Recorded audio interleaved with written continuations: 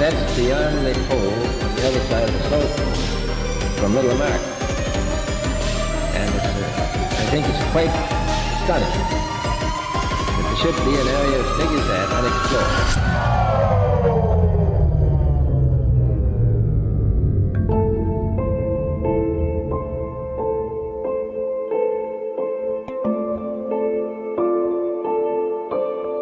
Hi.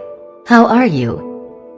Welcome to my channel, World History Official.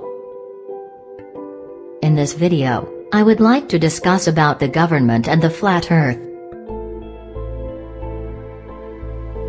Not one person has the absolute right to claim their complete flat earth theory is the correct one, and that all else is confusion.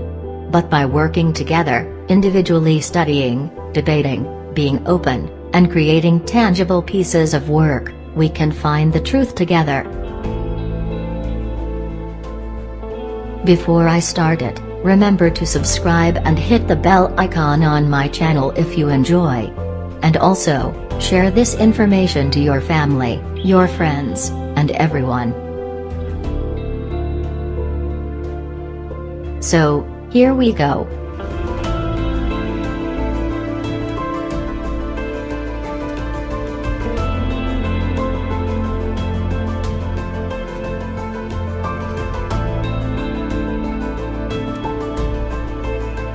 Why would they lie?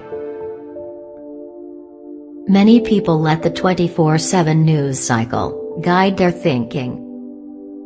They hate certain politicians, and love others. They get upset about the latest outrage. They might have patriotic feelings, or they might think their country is the bad guy, depending on the latest thought trends. They believe we put a man on the moon, and a rover on Mars. They believe youths with box cutters brought down the towers, NFL games are left totally to chance, and doctors lovingly inject patients with pathogens to make them healthy. They believe celebrities are regular people like you and me, they just turned their place with a little luck. Then, flat Earth comes across their timeline. And they have to rethink all that. What do you mean the governments of the world are in collusion? They scream at me on Twitter. What do you mean we never went to the moon? What do you mean secret societies wield tremendous power? The reason governments lie is complex, and it prevents many from looking into flat Earth. They can't figure out why the powerful would lie, so they assume flat Earth is crazy, and don't look into it. But the answer is, not so much about the details, since some are unknown and will remain unknown. It's more about opening your mind to the staged world in which we live, and seeing that world governments collaborate for their purposes. Ancient cosmologies. Globe Earth appeared on the scene relatively recently. For thousands of years, ancient cultures taught a flat Earth, with stars moving on a dome overhead. All major religions had their version of it. This agreed with what they observed, especially stargazers, who used sundials and astrolabes to predict movements of heavenly bodies, with 100% accuracy. Copernicus and the heliocentric model. In the 1500s, Copernicus theorized a rotating Earth, with the Sun in the center. Later, the Vatican endorsed it, and the idea took hold. The scriptures teach a stationary Earth, but soon all authorities, sacred and secular, were pushing the spinning globe Earth. For all of human history, we knew Earth was flat and stationary. This model has the support of our own senses and ancient writings. But the globe took hold, and the psyop began. Soon a child would see a globe in every classroom. 1940s and 50s, discovery of the dome and ice wall. In the 1940s, the U.S. government attached cameras to rockets, and sent them high above the New Mexico desert. They captured images from 65 miles, or about 100 kilometers. as you see, no curve detected. But this is how they discovered the dome. Operations Dominic and Fishbowl. Shortly afterward, they began exploding bombs at high altitudes in projects called Operation Dominic and Operation Fishbowl. Russia was doing the same thing. They were testing the limits of the dome. Operation High Jump. Around the same time, the US and others were sending teams to explore the Antarctic ice wall and beyond. What they discovered is a mystery. Many believe Admiral Byrd's report was a hoax. But whatever they found compelled them to draft the Antarctica Treaty.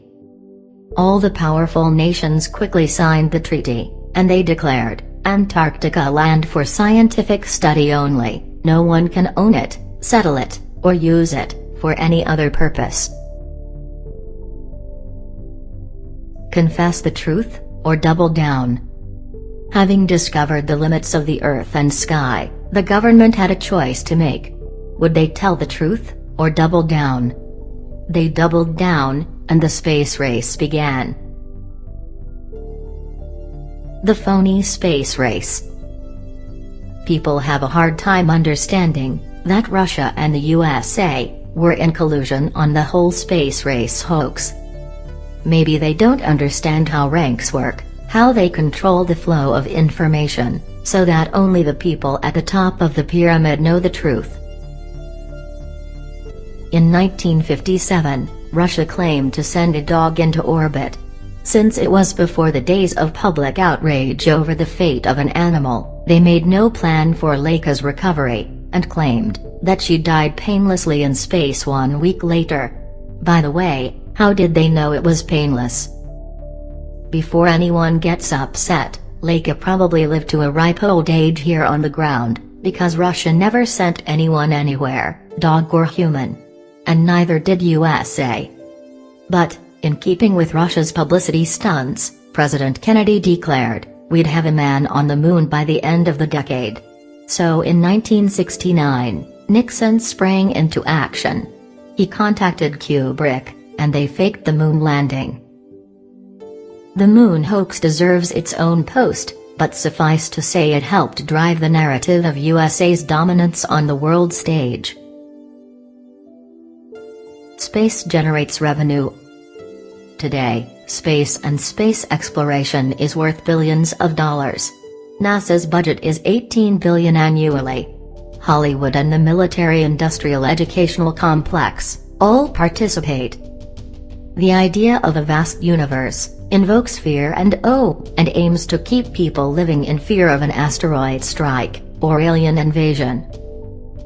NASA has become the propaganda arm of the climate hoax industry, a form of fear-based mind control, where victims fear they've done something wrong to damage the Earth, and feel helpless, because they can't stop others from doing what kills the polar bears, melts ice caps, causes hurricanes, etc. I have to mention secret societies here. Many balk at the idea of secret societies, but it's crucial to understand that membership in these clubs is common among the elite. It helps explain how powerful countries like USA, Russia, and China, though they seem to be at odds on certain issues, actually cooperate and conspire to maintain their power. Many people ask truthers, are China and Russia lying about their space programs too? The short answer is, yes.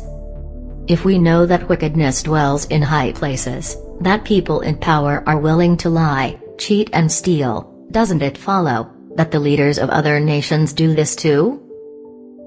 If NASA isn't able to recover a human from a rocket, but rather sends empty rockets into the ocean, why would Russia be any different? All nations lie about their space programs. Oh, and another thing, it's spiritual. The end result or goal of lying about the Earth is to discredit God. If the elites convince us we're an insignificant speck in a vast universe, with no God and no purpose in life, they have created a fearful, ignorant populace, easy to control. We will look to government to save us, and will not resist, because there's nothing worth fighting for. Satan has control over all the kingdoms of the world, and he gives them to whomever he pleases. Luke chapter 4 verse 6. So the leaders of the world, whether aware of it or not, are merely puppets of Satan, doing his will. For additional insight on who the bad guys are, and why they lie, please read this book, On the Connections Between the New World Order and the New Age Movement. The author is Gregory Lessing Garrett, and you can find him on Twitter. This video explains how the NWO works, especially regarding the international bankers' control of government via federal banks. Thanks for watching. I know there's much more to say on this. I didn't even go into the Jesuits, Illuminati, etc. Those are topics for other posts, and one could spend a lifetime researching all the connections. But I hope this gives you a framework for understanding the government's concealment about the shape of the Earth.